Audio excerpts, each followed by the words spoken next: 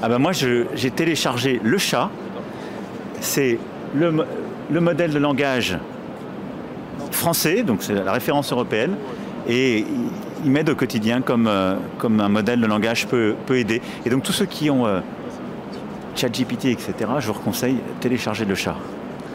C'est français européen. 109 milliards d'euros. 100 milliards, c'est déjà bien. Moi, je crois que nous avons en France une élite mathématique exceptionnelle.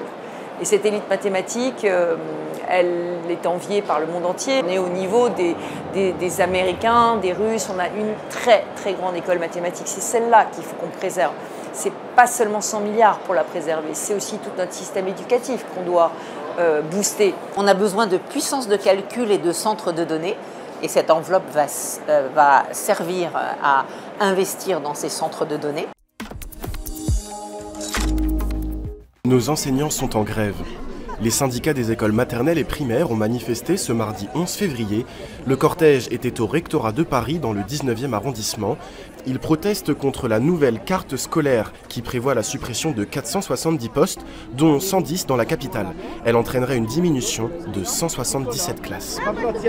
Le principal argument à cette coupe est la baisse démographique dans la capitale, une raison trouvée injuste. Non, c'est pas du tout justifié parce qu'en fait, l'État aujourd'hui, le gouvernement est dans une politique, j'allais dire de l'excel en fait, une politique du chiffre. La question c'est, aujourd'hui en France, on a déjà beaucoup d'élèves par classe par rapport à la moyenne européenne. Donc, il y a peut-être une baisse démographique, il faut en profiter au contraire pour aller sur des normes européennes plus conformes à l'épanouissement de nos enfants.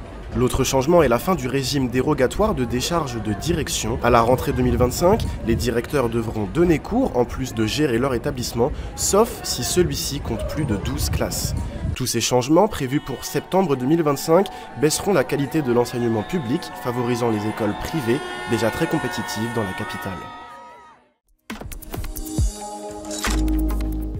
Quai de Gemap, Paris 10e, des machines s'affairent autour d'une barge sur le canal.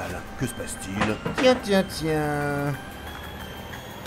Alors on se trouve sur le quai de Gemap, dans le 10e arrondissement, sur une zone de déchargement et de stockage de matériaux. En l'occurrence, c'est des plaques de granit ou des pavés de granit qui servent à alimenter le grand chantier dans l'espace public du parvis de la gare du Nord. On livre les matériaux pour ce chantier en passant par la voie fluviale.